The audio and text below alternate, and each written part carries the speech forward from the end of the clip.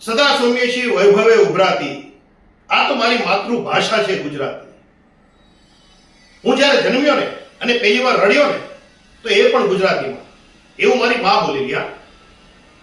હા મા, મા કે બા કહેવાનું જ મને પસંદ છે. આ મોમ ને ડેડ ને કેવું લાગે બધું? એમાં કોઈ લાગણી લાગે તમને? ના લાગે. હું તો બોલું ગુજરાતી, ચાલું ગુજરાતી, વાંચું ગુજરાતી, હસું ગુજરાતી, ગાઉં ગુજરાતી અને કાંઈ પણ જમું ને તો એ પણ ગુજરાતી. આ સિવાય બીજું કાંઈ મને ચાલે જ નહીં. બીજી ભાષા એટલે મારા માટે પારકી સ્ત્રી. એની સામે જોવાનું આવે જ નહીં.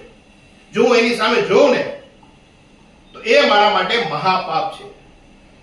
મારી બા હતી ને, એ મારી સાથે જે ભાષામાં વાતો કરતી અને મારા પિતા જે ભાષામાં મને શિખામણના બે શબ્દો કહેતા, એ જ મારે હૈયે છે અને એ જ મારે હોઠે આવશે.